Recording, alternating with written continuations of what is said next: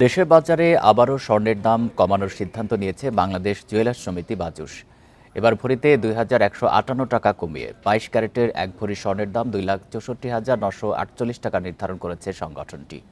শুক্রবার সকালে এক বিজ্ঞপ্তিতে এই তথ্য জানিয়েছে বাজুস। বিজ্ঞপ্তিতে বলা হয়, নতুন এই দাম সকাল ১০টা থেকে কার্যকর হয়েছে।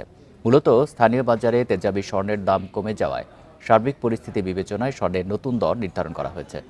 নতুন দাম অনুযায়ী ২১ ক্যারেটে প্রতি ভরি ২,৫২,৮৭৬ টাকা, ১৮ ক্যারেটে প্রতি ভরি ২,১৬,৭৭৫ টাকা এবং বিকাশ পেমেন্টে ১০,০০০ টাকার বেশি অফার। শপিং চলছে তো। সনাতন পদ্ধতির প্রতি ভরি স্বর্ণের দাম ১,৭৪,৯৪৩ টাকা নির্ধারণ করা হয়েছে। এর আগে বৃহস্পতিবার স্বর্ণের দাম ভরিতে ৩,৩২৪ টাকা কমিয়েছিল বাজুস।